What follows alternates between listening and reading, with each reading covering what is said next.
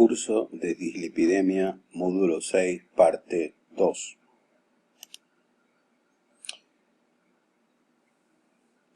Esta es la parte 2 del módulo 6 de dislipidemia y hablamos de la dislipidemia heterogénica, del síndrome metabólico y la diabetes.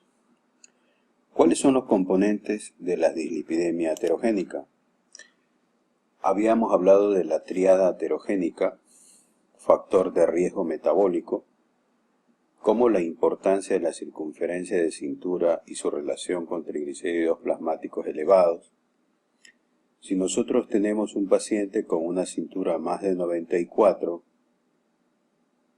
con ese dato podemos demostrar que tiene una insulinoresistencia, que tiene un aumento de las ApoB. Si yo tengo niveles de triglicéridos por encima o iguales a 140, yo demuestro con esta información que posiblemente las LDL que tenga el paciente son densas y son pequeñas. Hablemos de hipertrigliceridemia. La elevación de los triglicéridos por encima de 204 duplica el riesgo de mortalidad o morbilidad por enfermedad cardiovascular. El elevado índice de masa corporal, la hipertrigliceridemia y la hiperinsulinemia sugieren la presencia de resistencia a la insulina, que conduce al incremento de los niveles séricos de lipoproteínas de muy baja densidad que contienen una elevada concentración de triglicéridos. Aquí tenemos, hablando de la dislipidemia del síndrome metabólico, en lo que tenemos una insulina normal y la hiperinsulinemia por insulinoresistencia en los pacientes obesos. La lipólisis está aumentada, hay un aumento de ácidos grasos libres que van a circular hacia el hígado. Este produce una síntesis elevada de VLDL y esto va a causar una situación de actividad de la lipoproteinlipasa disminuida, con lo cual va a traer como consecuencia hipertrigliceridemia. La mayor liberación de ácidos grasos desde el tejido adiposo visceral determina un aumento en la síntesis hepática de lipoproteína de muy baja densidad, que son ricas en triglicéridos, junto con una menor actividad de la lipoproteinlipasa responsable de la disminución de la depuración de triglicéridos postprandiales, lo que provoca la hipertrigliceridemia característica del síndrome metabólico. El colesterol HDL bajo, como hemos observado, es un factor de riesgo independiente de enfermedad cardiovascular prematura. Puede no ser independiente en el establecimiento del síndrome metabólico asociado con el tabaquismo, el estilo de vida sedentario, obesidad, resistencia a la insulina, diabetes, el aumento de triglicéridos, las enfermedades inflamatorias crónicas, etc. En el NSEP ningún tratamiento se recomienda en el HDL bajo aislado, sin enfermedad cardiovascular. Siempre el objetivo principal sigue siendo la reducción del LDL primero, como hemos visto en los otros módulos.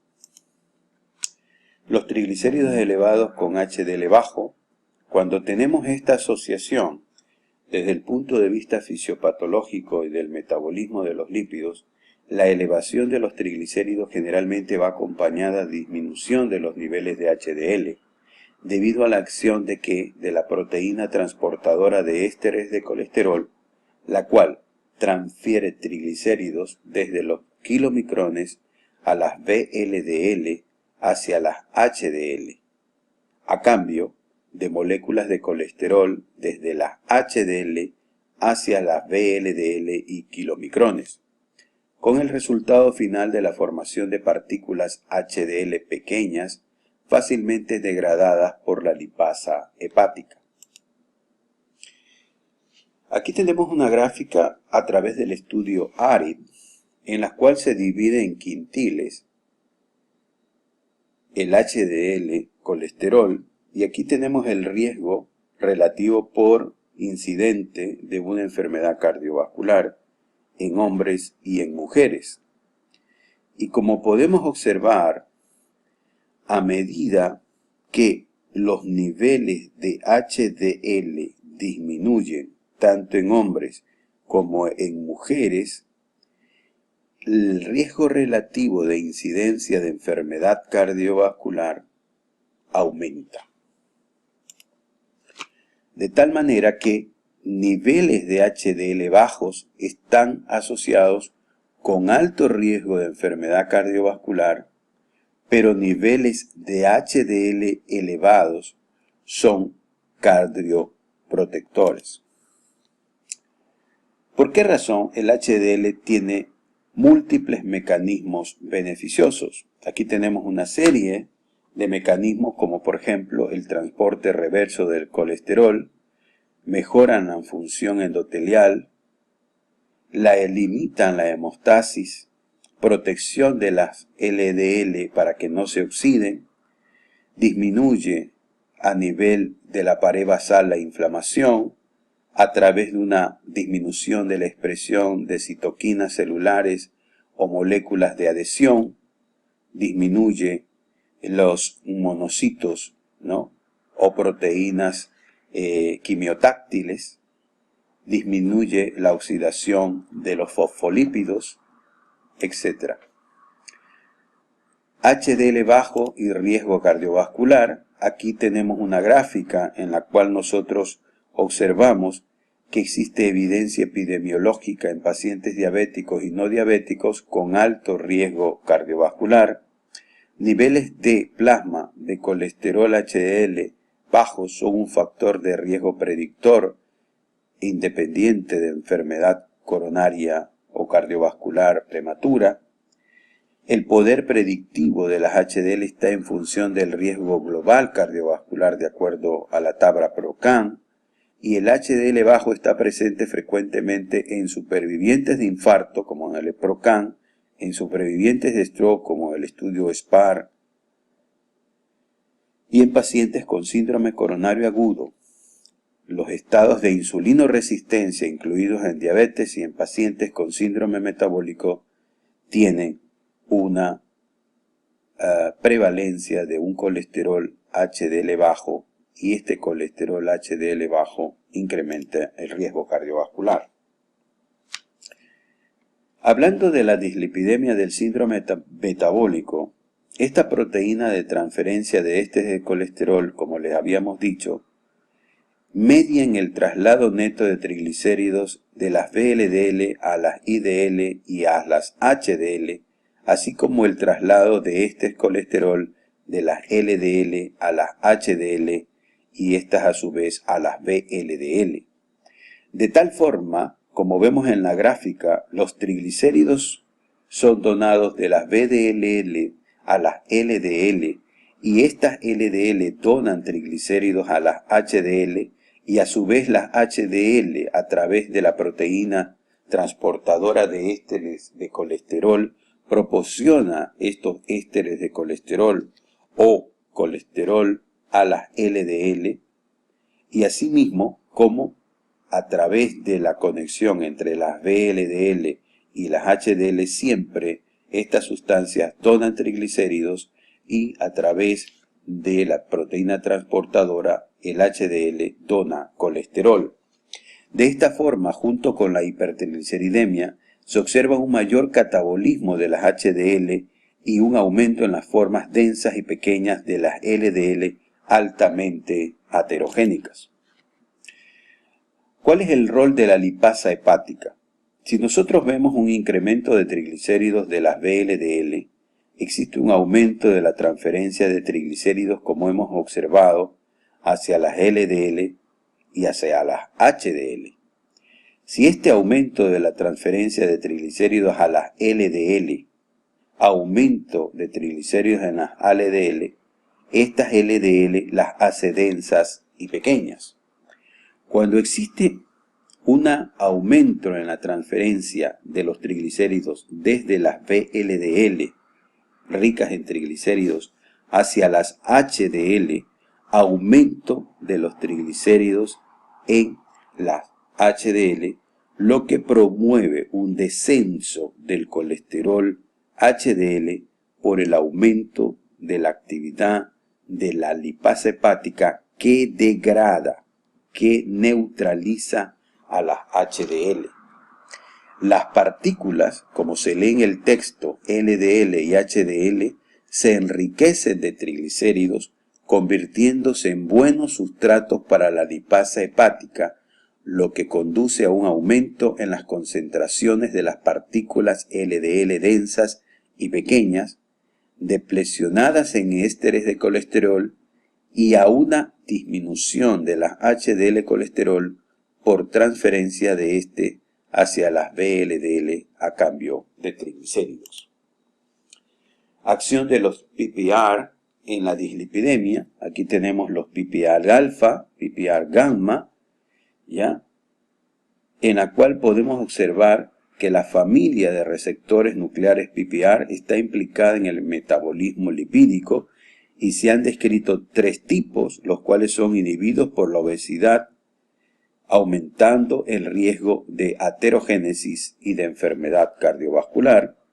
Por ejemplo, aquí tenemos el hígado, las PPAR alfa oxidan los ácidos grasos y producen una respuesta rápida a nivel del hígado, oxidan los ácidos grasos también. PPAR gamma tienen que ver con la lipogénesis y el almacenamiento de lípidos, y en la grasa, en la lipogénesis y también almacenamiento de lípidos, y la adipogénesis a nivel del tejido muscular, regulan la sensibilidad a la insulina en el cuerpo. Por otro lado, los PPAR beta oxidan los ácidos grasos en el músculo y también oxidan los ácidos grasos en el tejido adiposo. ¿Cuál es la recomendación internacional de la ADA para el año 2002? Diabetes Care nos decía que el óptimo nivel de HDL para adultos con diabetes es tener por lo menos más de 45 miligramos por decilitro. Porque esto, optimizando los niveles de HDL, por cada 1 miligramo de incremento de HDL, existe una reducción documentada del riesgo de enfermedad cardiovascular en un 2 a un 5%.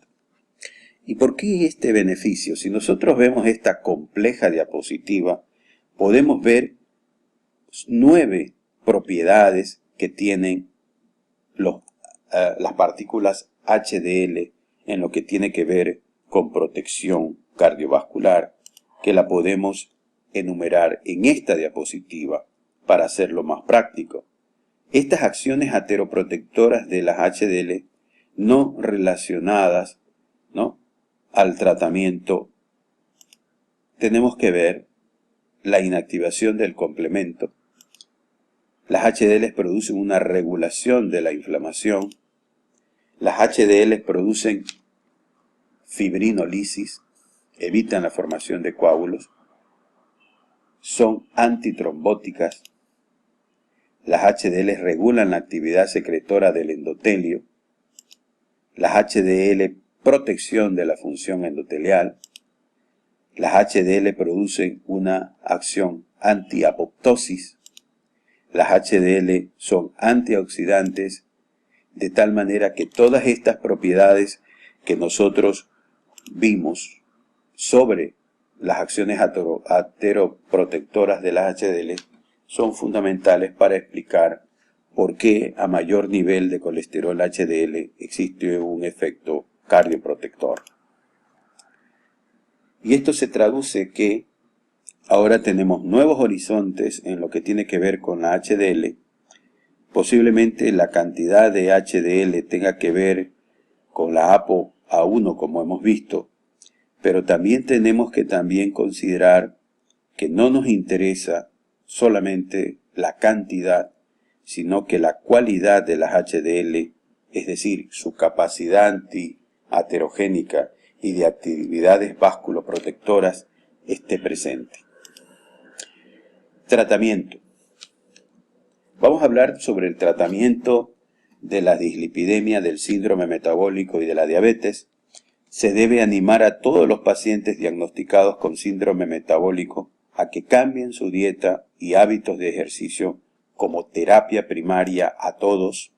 Hemos observado que el ejercicio, a través del ejercicio el músculo esquelético es el tejido más insulino sensible en el cuerpo y por consiguiente un blanco primario en el impacto de la resistencia a la insulina. El deporte ha demostrado reducir los niveles de lípidos en el músculo esquelético y en la resistencia a la insulina y además reduce el índice de masa corporal. Por otro lado, la dieta, la pérdida de peso ayuda de todas formas al control del síndrome metabólico. En lo que se refiere a la farmacoterapia, para pacientes cuyos factores de riesgo no están adecuadamente reducidos por los cambios del estilo de vida, la intervención farmacológica está indicada para controlar su presión arterial y los niveles de lípidos. De tal manera que podemos utilizar las biguanidas, las estatinas, los derivados del ácido fíbrico y las tiazolidendionas como fármacos para controlar esta dislipidemia. Si hablamos de la metformina produce una reducción del peso corporal, la metformina produce una disminución del colesterol total, del colesterol LDL y de los triglicéridos.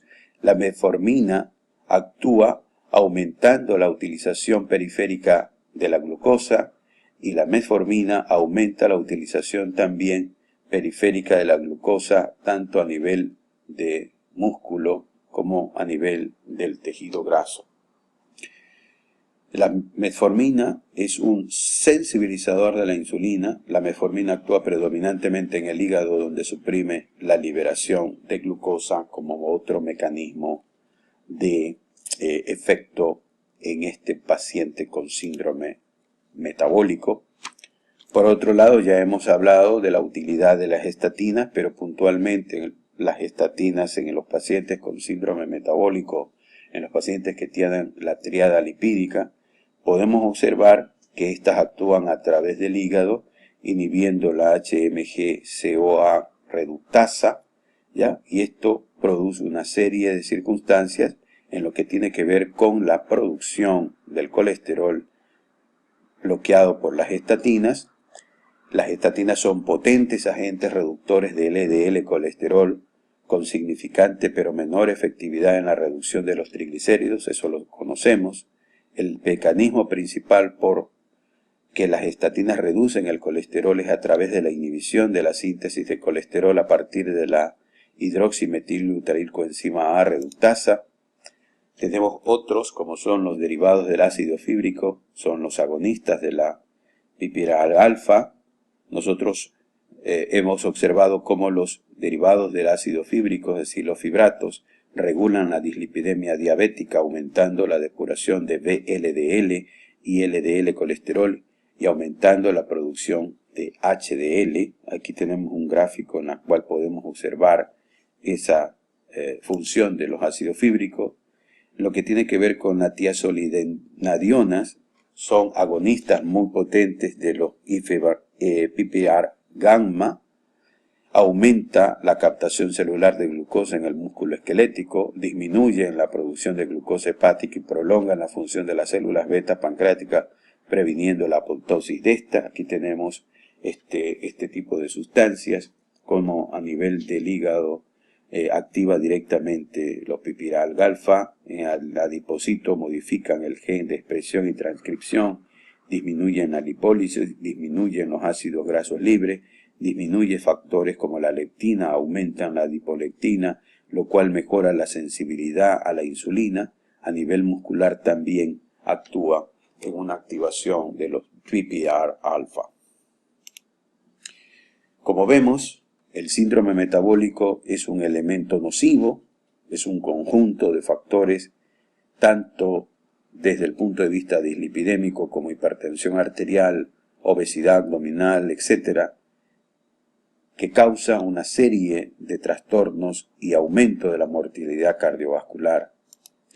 De tal manera que podemos concluir en este módulo sobre síndrome metabólico y dislipidemia que, como lo vemos en la gráfica, este centro representa al síndrome metabólico como tal y que las carreteras o caminos que convergen en este centro son cada uno de los elementos componentes del síndrome metabólico, como los problemas de presión arterial, los problemas glúcidos, los problemas de colesterol, la obesidad y de otros factores que contribuyen a que este síndrome metabólico sea un elemento nocivo para enfermedad cardiovascular.